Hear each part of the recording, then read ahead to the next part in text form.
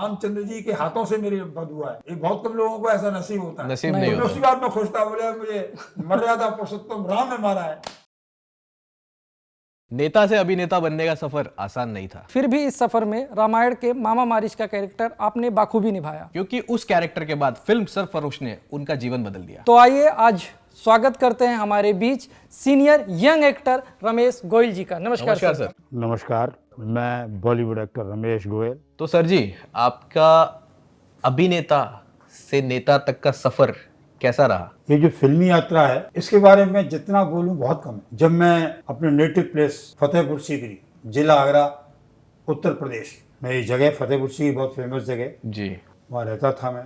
वहाँ से मथुरा से इंटरमीडिएट किया, फिर पीएमबी पॉलिटेक्निक किया। ओह, पॉलिटेक्निक भी किया आपने? हाँ, नौकरी नहीं मिली तो फिर थोड़ी नेतागिरी भी की। अच्छा। हाँ, वहाँ पर लोगों ने कहा भाई तुम जब तक फतेहपुर सीकरी में हो, नौकरी नहीं मिल रही है, नेतागिरी कर लो। तो हमने वहाँ पर काउंसलर का चुनाव होता है, म्यूनिसिपैलिटी का काउंसलर होता है उनमें, अच्छा। नगर पालिका का मेंबर। नगर पालिका, हाँ। हाँ, तो उसका हमने इलेक्शन फाइट किया और हम जीत गए। जूनियर वाइस चेयरमैन बने, फिर वाइस चेयरमैन बने।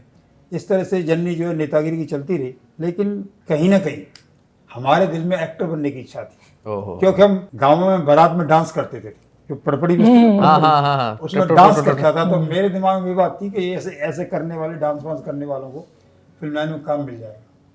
और दूसरा रीज़न ये था कि मुझे ठंडी से थोड़ी प्रॉब्लम थी। तो यूपी साइड में, फतेहपुर सीकरी साइड में ठंडी तो होती है, हाँ लेकिन मुझे किसी ने बता दिया मुंबई में ठंडी बहुत कम पड़ती है। जी। वहाँ का क्लाइमेट ठंडी का नहीं है, वहाँ एवरग्रीन क्लाइमेट है। ज़्यादातर जो है ऐसा नहीं होता कि वहाँ ठंडी ज़्यादा पड़ती है, थोड़ी बहुत पड़ती है, कम पड़ती है यहाँ पे, कम पड़ती है।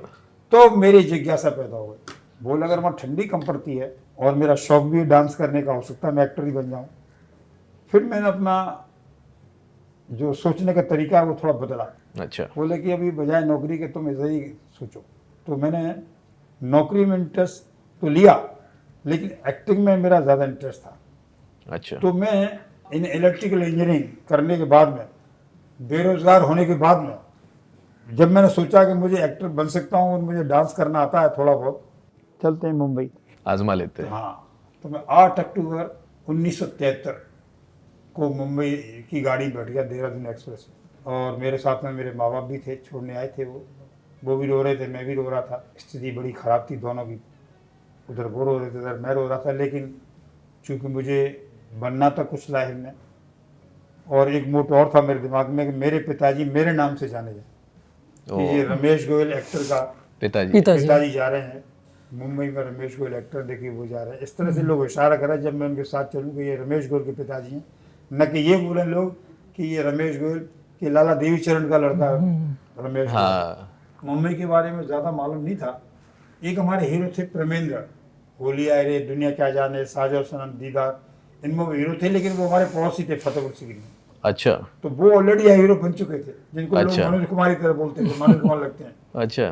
तो मुझे आइडिया था कि दादर में उतरने के बाद में स्टूडियो वगैरह आए, तो मैं अल्टीमेटली मैंने पहचान निकाली। तो बांद्रा ईस्ट में खेरवाड़ी झोपड़पट्टी में मैं आ गया, और झोपड़पट्टी में ही शुरू हो गया रहना।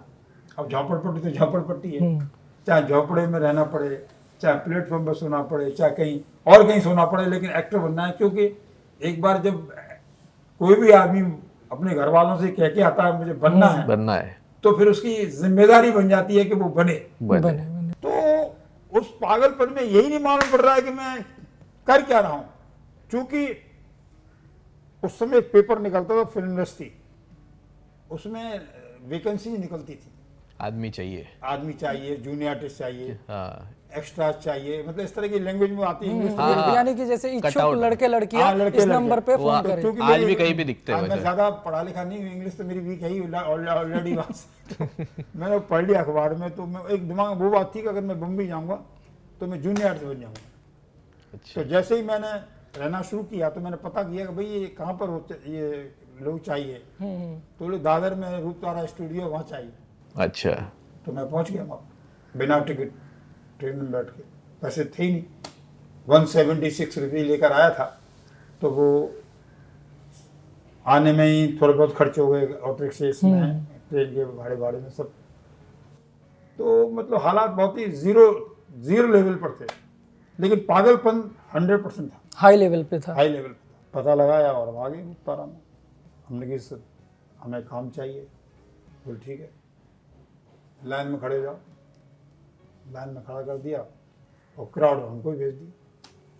क्राउड में ये तमाम फिल्में हैं उस जमाने 1973 की जितनी फिल्में सब में क्राउड में हम होते थे। उस समय हो सकता था ये आंधी, अमीर गरीब, ये कई फिल्में ऐसी थी जब अभी चूंकि ये बड़ी हिट फिल्में हैं तो नाम ध्यान रहा, लेकिन बहुत सी फिल्में बनती थी। तो सर आप इस फील्ड में आए तो किसी को देख के मोटिवेट हुए या खुद से? हाँ हाँ, Self मेरे motivated। मेरे फतेहपुर सीकरी के एक्टर थे, मेरे बड़े भाई साहब, मैं उनको बड़ा रेस्पेक्ट करता, अभी तो नहीं है दुनिया में वो। उनको देख कर आया क्योंकि वो कई फिल्मों में हीरो आ रहे थे। अच्छा। तो मैंने सोचा कि मैं इनकी मदद मिल जाएगी, कुछ और मदद मिल जाएगी तो मैं भी फिल्म लाइन में एंट्री ले लूँगा। तो वो मेरा मोटर था। बाकी मैं किसी का फैन नहीं था, किसी का मेरा कोई वो नहीं था कि मैं इसको फॉलो करूँगा या इसका बहुत लाइक करता हूँ या ये एक्टर मुझे बहुत पसंद है, ऐसा कुछ नहीं था। क्योंकि मैं उस ज़माने में फिल्म वगैरह भी मैं बहुत कम देखता था, लेकिन शौक था कि मैं अपने नाम से जीऊँ, अपने नाम से जिंदा रहूँ, अपने नाम को मैं आगे बढ़ाऊँ, जिससे मेरा परिवार मेरे नाम से जाना जाए। वो मोटो था वहाँ पर। ओके, तो ये आपका जो पहला काम जो था इंडस्ट्री में एज एन कैरेक्टर बोल सकते हैं, तो वो कौन सी मूवी थी ये देवानंद साहब वाली, जाने मन। जिसमें आपको कैरेक्टर रोल मिला था? कैरेक्टर रोल नहीं था, वो गुंडे थे, कुछ गैंगस्टर थे हेमा मालिनी जी के साथ में, यानी हिंचमैन। हेंचमैन। हेंचमैन। तो उसको हम कैरेक्टर नहीं पूछते, लेकिन चू थ्रोआउट चल रहे जहाँ हेमा जी थी, शायद हेमा मालिनी का डबल रोल था उसमें। हेमा मालिनी के गुंडे हैं कुछ 5-10, तो वो मैं उसमें मैं ही था। तो वो मतलब कहना चाहिए उस क्राउड से बेटर था। जहाँ हजारों क्राउड में नजर ही नहीं आता था मैं, तो वहाँ 2-4-5 आदमी में नजर आने लगा। तो इसलिए जाने मन का मैं सोचता हूँ कि जाने मन से मेरी लाइफ स्टार्ट हुई और फिर तो बहुत फिल्मों में काम मिलना शुरू। मैंने ये भी देखा था कि आप रामायण में भी एज एन मामा मिर्च काम किया आपने। वो तो मेरा टर्निंग पॉइंट था, रामायण का ही टर्निंग पॉइंट था वो। ये रामानंद तो सागर रामायण जो मेरा रोल था मामा मारीच का, मामा मारीच। उसकी वजह से टर्न होती है क्योंकि वो सीता जी का हरण करवाता, वहां से सेमी क्लाइमेक्स स्टार्ट होता रामायण। तो बड़ा इंपॉर्टेंट कैरेक्टर था मामा मारीच का। क्योंकि इस कैरेक्टर में एक खास बात थी कि अपना रूप चेंज कर सकता था। हाँ, तो उन्होंने कहा कि आप सोने का हरण बन जाओ, तो सीता जी आपको देखेंगी तो खुश हो जाएंगी और वो मारने के लिए बोलेंगी। मतलब इस तरह समझाया उसने, ग्राफ बनाया कि रामचंद्र जी जाएंगे, वो अकेली रह जाएंगी, मैं उनको हरण करके ले जाऊंगा। तो इतना पाप मत करो, बहुत समझाया लेकिन मानता नहीं है। वो बहुत 15 मिनट का सीन है वो। नहीं, लेकिन बहुत अच्छा है, बहुत अच्छा सीन था वो। तो वो बहुत लंबा चौड़ा था। तो वो अल्टीमेटली सीता का हरण हो जाता और हमारा जो राम जी है, रामचंद्र जी, वो मेरा जो तीर से जो है वध करते थे। तो वो जो मामा मारीच का वध था वो मेरे लिए बहुत लकी था। रामचंद्र जी के हाथों से मेरे वध हुआ है। हाँ जी, ये बहुत कम लोगों को ऐसा नसीब होता है। नसीब तो नहीं मैं होता। उसी बात में खुश था। बोले मुझे मर्यादा पुरुषोत्तम राम ने मारा है, मैं सेट पर खुश था बहुत। बोले भाई खुश कहो, ये फिल्म है, ये सीरियल है, ये बोले जो भी हो। और मुझे ये बात मालूम नहीं थी कि रामायण इतनी हिट होने वाली है। आज भी चलती घर वाले भी बहुत खुश होंगे आपके। बहुत खुश घर वाले मुझे, मैंने बोला कि मैं आऊंगा रामायण में, तो उन्होंने इंतजार करते थे, वो आता ही नहीं था। फिर तो मुझे खुद ही नहीं मालूम वो एपिसोड कब आएगा। तो हर एपिसोड देखते थे। अच्छा सर, ये कैरेक्टर का यानी कि कैरेक्टर डिसाइड कैसे हुआ था? सागर साहब ने टीवी सीरियल से पहले और ही फिल्म बनाई थी, राम भरोसे, शायद चरस, से तमाम फिल्म बनाई थी उन्होंने। तो उसमें हम क्राउड में ही काम करते थे। कभी डायलॉग मिल गया तो बोल दिया। तो उनको अंदाजा था कि ये राक्षस टाइप इसकी सकल पर्सनालिटी है और ये डायलॉग बोल सकता है। तो उन्होंने बोला यार वो जो एक्टर है ना जो आता है कभी कभी क्राउड में, वो उस तरह का है, वो ठीक लगेगा, मामा मारिच के लिए उसे बुला लो। अच्छा, तो मेरे पास डायरेक्ट कांटेक्ट किया मुझे और मैं वहाँ पहुँच गया उमरगांव, और शूटिंग भी बाकायदा। एक मेरे साथ मेरा भाई भी था, सुभाव मारिच, सुभाव, उसकी वहाँ डेथ हो जाती है। अब जब हम ऊपर से हड्डियाँ फेंक रहे हैं यज्ञ पर, यज्ञ हो रही थी साधुओं की, तो कभी हम खून फेंक रहे हैं, तो वो ये पूरा सीन जो है वो ज़्यादा लोगों की नज़र नहीं, लेकिन बहुत लंबा रोल था वो। तो उसकी वजह से रामचंद्र जी मारना चाहते थे राक्षसों को, उनकी विघ्न डालते थे ये राक्षस लोग, हम जैसे लोग। लेकिन जी मामा मारी उस रावण का मामा था, इसलिए इसकी थोड़ी रेस्पेक्ट थी। और इसमें ये भेष बदलने की थोड़ी कला थी, तो हमारी वैल्यू भी थी। तो कहने का मेरा मतलब ये है कि रामायण में जो रोल मिला वो पिछली बैकग्राउंड से मिला। क्यों, सागर साहब की मैंने फिल्मों में काम किया था, 1-2 डायलॉग भी बोले थे, तो उनको अंदाजा था कि ये कर जाएगा, इसे बुला लो, और वो रोल हो गया। तो उस जब वो सीरियल आई मैदान जंग में, रामायण उसने हंगामा खड़ा कर दिया। वो तो बहुत पॉपुलर हो गया था। घर वाले मेरे बोले, मेरे पिताजी बोले भैया हमारी जिंदगी सफल हो गई सफल हो गई। कि हमारा बेटा फिल्म लाइन में, फिल्म वो लाइन में रामायण में आ गया। रामायण में आ गए, वो बहुत बड़ी बात। मेरा जो है थोड़ा कॉन्फिडेंस ही बढ़ा, अब मैं शायद एक्टर बन सकता हूँ। अच्छा सर, जैसे आज कंपटीशन है, वैसे पहले भी कंपटीशन था क्या? पहले कंपटीशन चमचागिरी का था, उस जमाने में ऑडिशन थे नहीं। जो जितना ज्यादा पैरवी कर लेता था, जितनी ज्यादा चमचागिरी, director, producer, controller, production manager, इन सब की चमचागिरी कर लेता था, वो बहुत करीब आते थे प्रोडक्शन के, उसको काम देते थे। यानी एक्टिंग से लेना देना कुछ नहीं था। एक्टिंग तो अब चूंकि हमारे रोल इतने बड़े नहीं होते थे जिससे कि हमारी परफॉर्मेंस देखी जाए। वो इधर उधर खड़ा हुआ है भाई, एक आध डायलॉग बोल देगा, तो सरदार पुलिस आ रही है, अब इसमें क्या टैलेंट की जरूरत है, बोल दिया तो ऐसे सिलेक्शन हो जाता था। कहने का मेरा मतलब ये है कि उससे क्या है, धीरे धीरे एज एन एक्टर हमारी रेपुटेशन बनने लगी कि भाई ये आदमी डायलॉग बोल सकता है, डायलॉग बोल सकता और प्रोड्यूसर का काम चल सकता है। बाकी ना हमारे आने से पिक्चर बिकती थी, न पिक्चर को नुकसान है न फायदा है, क्योंकि पिक्चर जो बिकती थी हीरो हीरोइन की वजह से बिकती थी, विलन कॉमेडी में वैसे बिकती थी जी। तो साइड में तमाम लोग रहते हैं, तो हम भी रहते थे, तो हमारी दाल रोटी चलने शुरू हो गई। और फिर सरफरोश में काम मिल गया, तो सरफरोश सुपर हिट हो गई। आपकी बहुत अच्छी पिक्चर भी हो अच्छे थ्रू आउट थे, आमिर खान साहब के साथ में स्टार्टिंग से लास्ट तक थे। वो फिल्म कैसे मिली सर आपको, सरफरोश? वो ऐसे ही मिल गई, कहीं से फोन आया, भाई तुम्हारे यहाँ घर के सामने 7 बंगले में एक सिलेक्शन चल रहा है, वहाँ चले जाओ। तो वहाँ गए, तो वहाँ उनको जरूरत थी एक हवलदार टाइप, जो जिसका थोड़ा पेट निकला हो, काला भुर्रा सा हो, बदसूरत सा हो। लेकिन वो रोल पहले दूसरे को एक्टर को दिया जा रहा था, उसने पैसे ज्यादा मांगे, हमको तो पैसे जो मिल जाते थे लेते थे, हमारी तो कोई चॉइस थी नहीं। जो चाहता था प्रोडक्शन का आदमी, हमको वही पैसे देता था, और हम कभी मांगते नहीं थे, क्योंकि हमारी हिम्मत ही नहीं थी, अगर ज्यादा मांगेंगे तो हटा देगा। तो हम शूट कर गए उनको, बोल ठीक है यार, हवलदारी टाइप तो है, इंस्पेक्टर जो भी पुलिस का है क्राइम ब्रांच में, आमिर खान के साथ में 4 आदमी है, तो ये भी हो जाएगा, क्या फर्क पड़ेगा, इसको ले चलते हैं। तो वो उन्होंने मुझे फाइनल कर दिया। तो सर आमिर खान के साथ में काम करना आपको कैसा रहा, और उनका कैसा बिहेवियर था, जैसे आप वो मेन लीड पे थे? सबसे बड़ी बात क्या थी कि जो जॉन मैथ्यू साहब हैं, उस वक्त भी और आज भी, वो इंग्लिश टाइप आदमी है। उनकी नज़र में छोटा एक्टर बड़ा एक्टर कुछ है ही नहीं है।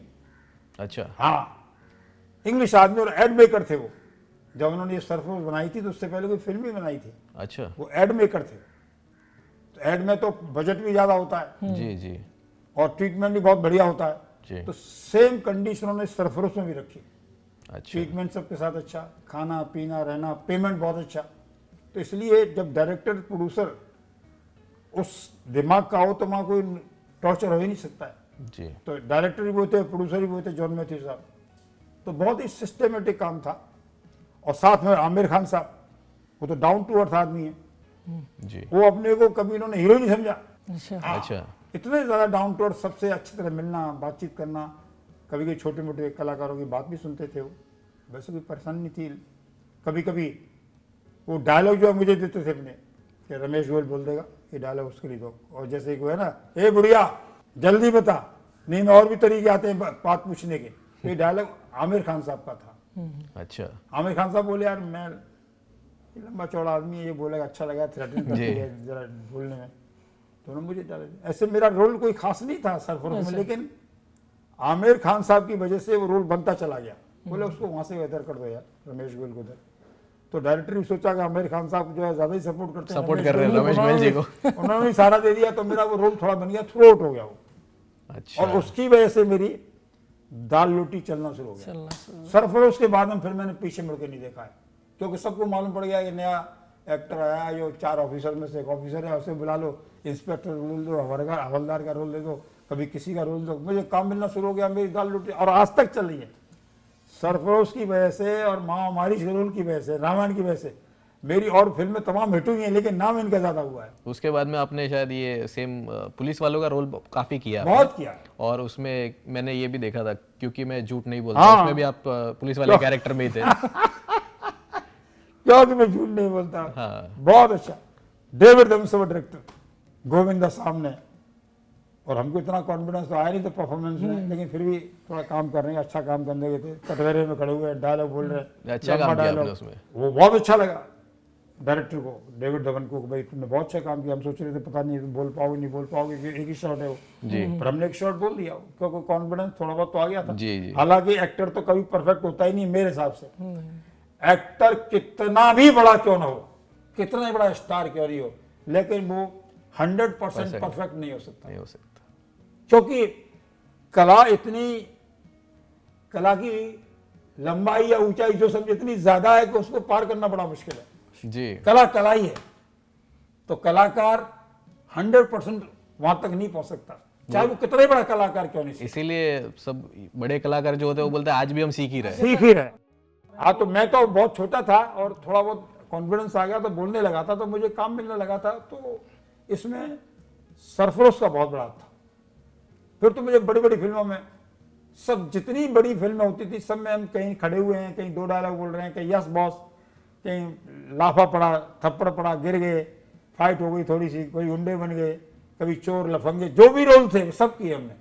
लेकिन जो मार्क है एज एन एक्टर वो सरफरोश का ही है और मामा मारिस का है। रामायण का 2 ही जगह मिला हमको। बाकी तो जितने बड़े बड़े स्टार थे, विनोद खन्ना साहब, सतगुरु साहब, धर्मेंद्र जी, कितनी फिल्में की, गोविंदा साहब, इन सब लोगों के साथ में बहुत काम किया।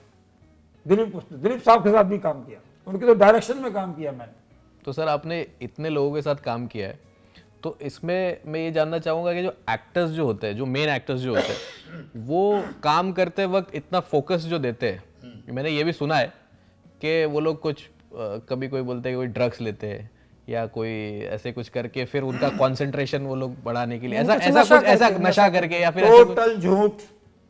डायरेक्टर कभी बर्दाश्त नहीं करेगा अगर कोई एक्टर नशा करके सेट पर आया, इमीडिएटली पैकअप। ये जो भ्रम है लोगों का कि ये नशे में कुछ ऐसा करने के लिए, कंसंट्रेशन करने के लिए नशा कर लेते हैं, दारू पी लेते हैं, चरस गांजा, एकदम झूठ। वो एक्टर है, स्टार है, इतना बड़ा आदमी बना है, तो उसको किसी का सहारा लेने की जरूरत नहीं है, वो तो उसकी एक आम बात है।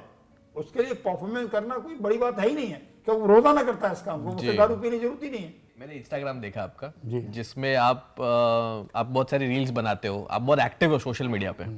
तो मैंने देखा है कि बहुत सारी लड़कियों के साथ आप वीडियो बनाते हो, तो आपके फैमिली और फ्रेंड्स देखते होंगे तो बोलते होंगे ना कि लड़कियों के साथ आजकल बहुत सारा रील्स बना रहे हैं, तो आपका ऐसा वो सोचते हुए ऐसा, यानी कि ट्रोल किया जाता है। हाँ देखिए, ये तो भ्रांतियां हैं, अलग अलग सोचने का तरीका है, लेकिन आज जो समय चल रहा है जी, वो इंस्टाग्राम, फेसबुक और यूट्यूब का ही है। सही बात है। ये जो आप प्रोडक्ट बना रहे हैं शायद ये भी यूट्यूब पे ही जाएगा। Yes yes. आज से कुछ महीने पहले ये सिस्टम नहीं था। नहीं था। हम तरस जाते थे कोई हमारा इंटरव्यू कर ले, जी कोई पॉडकास्ट कर ले, कोई बात करने को तैयार नहीं था। अभी टाइम नहीं हमारे पास में, इतने पॉडकास्ट हो रहे हैं, इतने इंटरव्यू हो रहे हैं, क्योंकि हर आदमी को यूट्यूब का ग्रोथ चाहिए जी उसमें सब्सक्राइबर चाहिए। जी। तो वही हालत मेरी है, मुझे इंस्टाग्राम पर फॉलोवर्स चाहिए, क्योंकि कास्टिंग डिपार्टमेंट की रिक्वायरमेंट है कि आपके फॉलोवर्स कितने, वो पहले ही पूछते हैं वो। अच्छा, फेसबुक कितने फॉलोवर्स हैं आपके, यूट्यूब पर कितने सब्सक्राइबर। कास्टिंग में आपको पूछा जाता है कि आपके फॉलोअर्स कितने हैं। ये कंपलसरी सा ही समझो आप, 90% हो गया है। और कुछ सालों के बाद में कास्टिंग डायरेक्टर को पहले ही बोल देगा प्रोड्यूसर कि भाई जिसके फॉलोवर्स ज्यादा हो उसी आदमी को आपका ऑडिशन लेना है, उसी को बुलाना है। Don't waste my valuable time.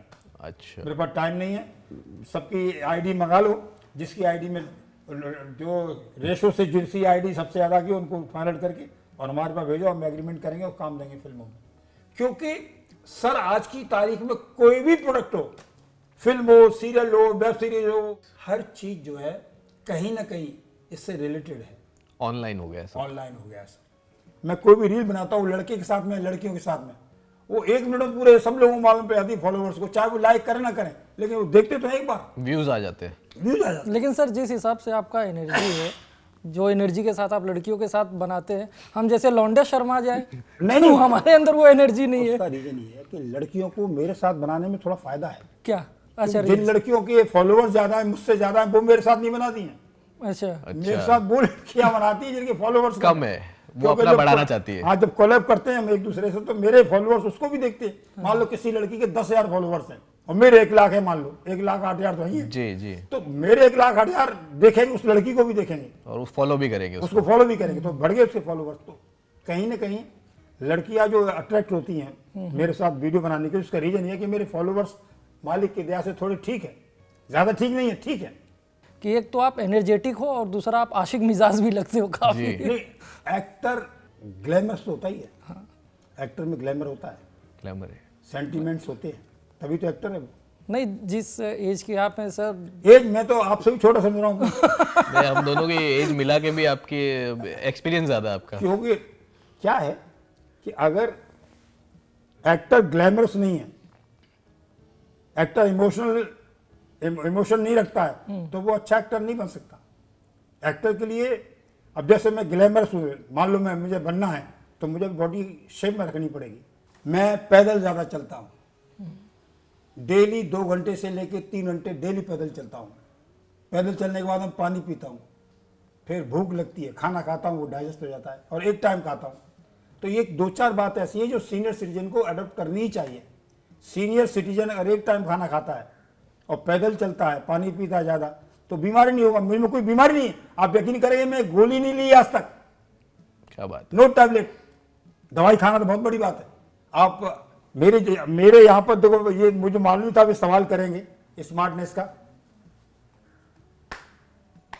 ये क्या है? ये देसी गुड़ है। देसी गुड़। ये क्या बात है। गुड़ खाएंगे, पानी ज्यादा पिएंगे, पैदल चलेंगे, यही स्मार्ट रहने का तरीका है। ये आपने राज खोल दिया अभी। हाँ, इसको भी एक देते हैं, ये टॉनिक है। ये जो आदमी गुड़ खाएगा वो गुड़ हो जाएगा। और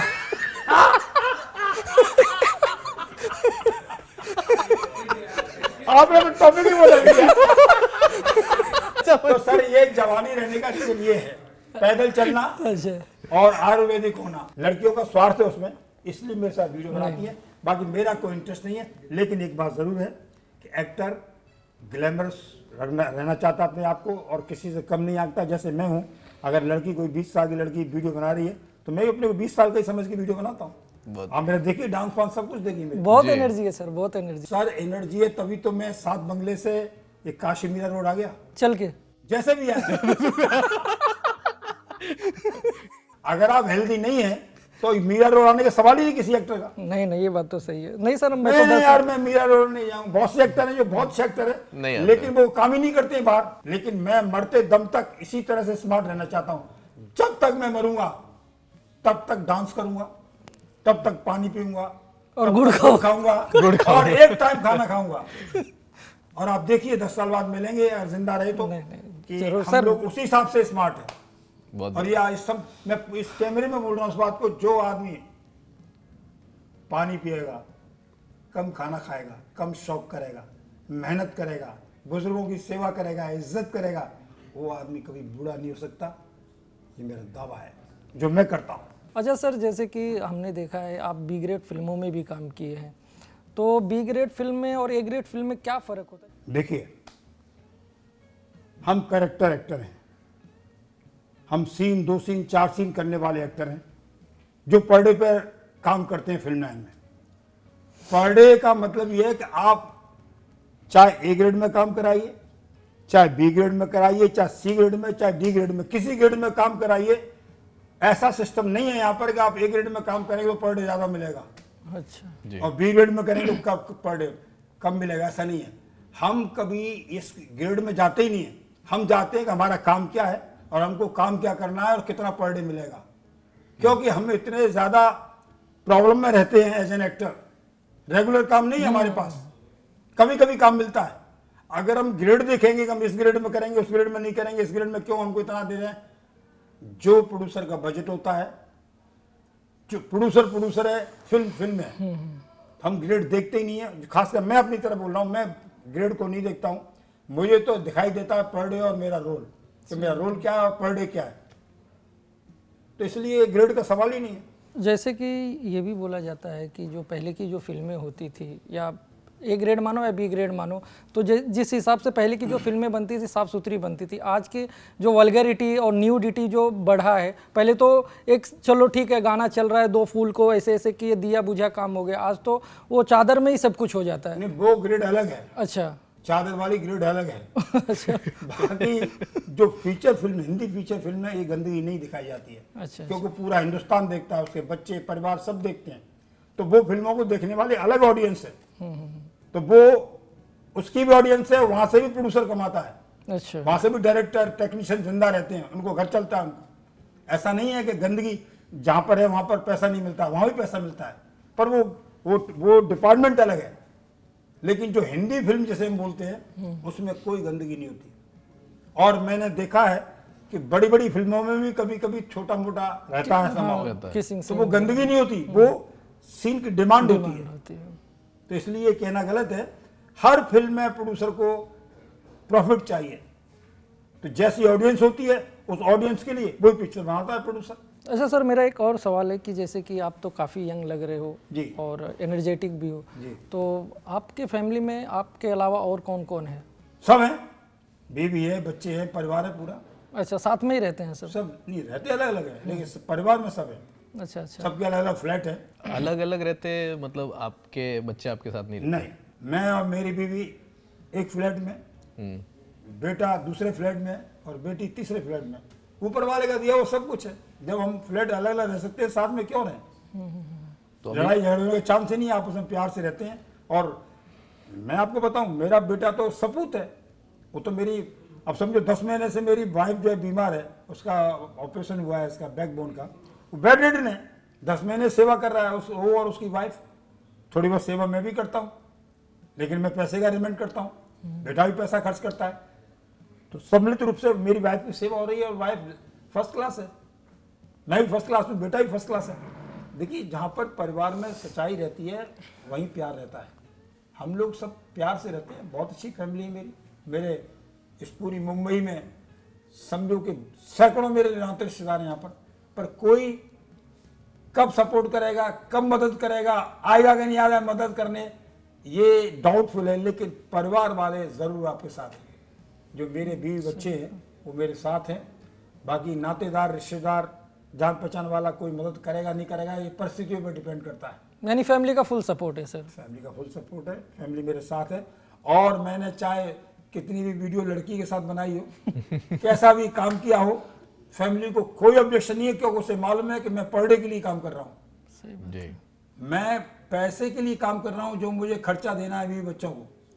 यहाँ पर कोई किसी की मदद नहीं करता है। सर, फिल्म वालों की शादी नहीं होती। मैंने बेटी की शादी की, कितनी मुश्किल से, बोलो फिल्म वाले की लड़की की शादी हम करेंगे, इतनी बदनाम हो जाती है क्योंकि फिल्म लाइन, यानी फिल्म लाइन के बच्चों से शादी करने को तैयार नहीं है। कितनी मुश्किल सवाल है। मैंने जितनी मुश्किल सहन की है, जितनी मुश्किल में मैं रहा हूँ, बच्चों की शादी होना मुश्किल पड़ रहा था। तो फिल्म वाले बगैर बात के बदनाम है। बदनाम वाली कोई बात ही नहीं है, ये फिर बदनाम है हिंदुस्तान में। ये फिल्म वाला आदमी छोड़ा यार, इसका कोई मॉरल नहीं है, जबकि सबसे ज्यादा मॉरल हमारे पास है। तो इसका कुछ तो रीजन होगा ना सर कि फिल्म वाले से? कुछ देखो, एक मछली पूरे तालाब को गंदा कर देती है, तो 2-4 आदमी तो गंदे आ ही जाते हैं। बाकी ये बड़े बड़े दिग्गज, यश चोपड़ा, BR चोपड़ा, वी शांताराम, देवानंद, राज कपूर, क्या कैरेक्टर था इन लोगों का। ये मसीहा थे गरीबों के। प्रेमनाथ जी, सुनील दत्त साहब, ये नाम लीजिए ना आप। अगर इन 50-100 आदमियों में, पर्सनैलिटीज में अगर कोई 1-2 आदमी गलत आ गया, फिर बदनाम हो जाती है। ये सब लोग कितना करते हैं फिल्म वालों के लिए। फेडरेशन बनी हुई है, सिंटा बनी हुई है, सिंटा ने मेरी कितनी मदद की है। तो ये सब डिपेंड करता है कि आप सोच क्या रहे हैं और किन लोगों में बैठे हुए हैं। जो लोग बुराई करते हैं फिल्म इंडस्ट्री की या किसी भी की, उनका काम ही बुराई करना है। सिवाय बुराई की दूसरा अच्छा काम कर ही नहीं सकते वो। जैसे कि पॉलिटिक्स में होता है, जिसको विरोध करना है वो विरोध करेगा। तो ऐसे ही फिल्म लाइन में कुछ लोग हैं जो विरोध करते हैं बगैर बात, वो भी एक ग्रुप है। हमारी जैसी फिल्म लाइन, फिल्म इंडस्ट्री कोई इंडस्ट्री नहीं है। मैं आपको पहले भी बता चुका हूँ, यहाँ पर न्याय है, जस्टिफिकेशन है, यहाँ कोई पक्षपात नहीं है। जिसमें जितना टैलेंट है, कैमरे के सामने आओ, परफॉर्म करो और आगे बढ़ो। सर, कभी आपके लाइफ में ऐसा कोई मोमेंट आया जहाँ पे ऐसा लगा हो कि कोई साथ में नहीं है और मुझे अब गांव वापस चला जाना चाहिए? कोई ऐसा सैड मोमेंट जो आज तक आपने अपने आप से भी छुपा के रखी? क्योंकि मैं अभी भी पागल हूँ। पागल फिल्म इतने सालों के बाद मेरा पागलपन एज एन एक्टर गया नहीं है। मैं अभी भी उम्मीद रखता हूँ कि अगर मेरी बॉडी पर्सनालिटी ठीक रहेगी तो अभी भी मुझे ब्रेक मिल सकता है और मैं बड़ा एक्टर बन सकता हूँ। तो कभी सोचा ही नहीं मैंने कि मेरे पास काम नहीं है, पैसे की प्रॉब्लम है तो घर लौट जाऊँ, सोचा ही नहीं। क्योंकि मुझे उम्मीद रहती है कि मैं मेंटेन कर रहा हूँ अपने आप को, बॉडी को। हो सकता है कि किसी बड़े हीरो का बाप बन जाऊँ या बड़े परिवार में दादा बन जाऊँ, चाचा, ताऊ, मामा, तमाम रोल है इस उम्र के लिए। लेकिन आपको पेशेंस रखना पड़ेगा, धैर्य रखना पड़ेगा। धैर्यवान आदमी ही आगे बढ़ता है। जी। तो मैं वो धैर्यवान हूँ जो 51 साल से धैर्य रखा हुआ हूँ। कभी तो मुझे ब्रेक मिलेगा, कभी तो जो कैमरा मेरा भगवान है, कभी मुझ पर मेहरबान हो जाएगा, बड़ा रोल करूँगा, चाहे वो हीरो के फादर का रोल हो। हालांकि मैं कर रहा हूँ, लेकिन जब तक आप बड़े ग्रुप में बड़ा रोल नहीं करेंगे, पारिवारिक रोल नहीं करेंगे, तब तक आप पर्दे पर उस हिसाब से नहीं काउंट हो सकते। यहाँ पर कैटेगरी है कि आप किस जगह काम कर रहे हैं। छोटी मोटी फिल्मों में फादर बनूंगा मैं किसी परिवार का, तो वो फिल्म रिलीज ही नहीं होगी, होगी तो कोई देखेगा ही नहीं। जब तक आप अच्छी फिल्म में, बड़ी फिल्म में, बड़े डायरेक्टर के साथ में काम नहीं करेंगे, तब तक आपकी किसी भी रोल में पहचान नहीं बन सकती। अगर मेरी थोड़ी बहुत पहचान बनी है, उसका रीजन ये है कि मैं सब बड़ी फिल्मों में काम किया। अमिताभ बच्चन, धर्मेंद्र, देवानंद, राज कपूर, दिलीप कुमार, आमिर खान, सलमान खान, इन सब के साथ मैंने काम किया है। तो मेरी इमेज बनी कि नहीं, ये आदमी छोटे रोल जरूर करता है लेकिन बड़ी फिल्मों में करता है काम। तो इसीलिए जो मेरी इच्छा है आज की तारीख में कि मैं किसी बड़ी फिल्म में, किसी बड़े प्रोड्यूसर डायरेक्टर के साथ में मुझे किसी बड़े हीरो का कोई पारिवारिक रोल मिल जाए, चाचा ताऊ मामा का, तो मैं एक अपनी जगह बना सकता हूँ चलते चलते इस फिल्म इंडस्ट्री में। उसी के लिए मेरी कोशिश है और उसी के लिए मैं रात दिन कोशिश करता हूँ, पैदल चलता हूँ, बॉडी को मैंने मेंटेन कर रखा है और अभी भी मुझ में करंट है। जो मेरे 51 साल पहले जो मुझ में जोश था, वो आज भी वही जोश है। आज भी वही जोश है जो 51 साल पहले जोश था मुझ में। कितनी बड़ी बात है। मेरे साथ के लोग बुझ गए हैं, दारू पी के घर पड़े हुए हैं, कुछ लोग ऊपर चले गए, कुछ हॉस्पिटल में पड़े हुए हैं, झगड़ा कर रहे हैं, फ्रस्ट्रेशन में गंदी गंदी गालियां दी फिल्म इंडस्ट्री को। तो फिल्म इंडस्ट्री ने दिया क्या? अरे तुमको फिल्म इंडस्ट्री ने वो दिया है जो कोई दे नहीं सकता है। आज मुझे ये जो इज्जत मिल रही है, जो मेरे सामने बोल रहा हूं, ये किस तरह मुझे दिया? मेरी फिल्म इंडस्ट्री ने मुझे दिया है। आज एक मामूली से गांव का आदमी और उसका पॉडकास्ट हो रहा है, उसका इंटरव्यू हो रहा है इतने बड़े स्टूडियो में। लोग चार मुझे जानते हैं, ये जो लड़कियां मेरे साथ डांस करती हैं या मुझे जो वीडियो बनाता हूं इंस्टाग्राम पर, जो मेरा फॉलोवर्स है, ये सब किस लिए? ये ओनली फिल्म इंडस्ट्री की वजह से। अगर मुझे काम मिला है फिल्म इंडस्ट्री की वजह से, जो भी मिल रहा है इस कैमरे की देन है, ये आप लोग टेक्नीशियन की देन है, डायरेक्टर, प्रोड्यूसर, जो डिपार्टमेंट है, स्पॉट बॉय से लेके प्रोड्यूसर तक सब मुझे कोऑपरेट करते हैं, तब मैं जाके एक्टर बनता हूं। तो मैं कैसे बोल जाऊं फिल्म इंडस्ट्री को? ये मेरी माँ है, ये मेरा गॉड है। कैमरा, डायरेक्टर, प्रोड्यूसर सब मेरे सपोर्टर, माई बाप है वो। तो सर ये लाइन इतनी अच्छी है, इतनी अच्छी है कि मेरे पास शब्द नहीं है। मुझे भूखा प्यासा मैं यहाँ रहता था, कितना परेशान रहता था जब मुझे काम नहीं मिलता था, लेकिन इसी लाइन ने, इसी फिल्म इंडस्ट्री ने मुझे आज ऐसे मुकाम पर लाके खड़ा कर दिया है जहां मुझे दाल रोटी मिल रही है, काम मिल रहा है, नाम मिल रहा है, सब कुछ मिल रहा है मुझे। इसीलिए मैं थोड़ा भावुक हो गया था। क्योंकि मैंने बहुत दुख हो गया, मैं बहुत भूखा रहा हूं उस लाइन में, लेकिन कहीं ना कहीं मुझे पेशेंस था, धैर्य था, तो ऊपर वाले ने मेरा हाथ पकड़ा और मुझे आज लाके यहाँ खड़ा कर दिया है। कितना सम्मान मिल रहा है मुझे कि हर आदमी मेरे बारे में जानना चाहता है रमेश गोयल क्या है, ये यहाँ तक कैसे आया। ये कोई मजाक नहीं है सर, बिल्कुल।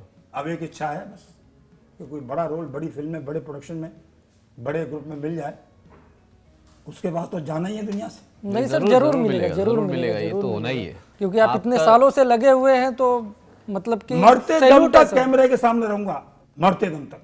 इससे दुनिया में बढ़िया चीज दुनिया में कोई नहीं है एक्टर के लिए। एक्टर बस कैमरे के सामने है तब तक वो जिंदा है, अगर वो एक्टर कैमरे के सामने नहीं है तो मुर्दा है, जिंदा लाश है वो। जीना यहाँ, मरना यहाँ, इसका सवाल जाना कहाँ। जाना कहाँ।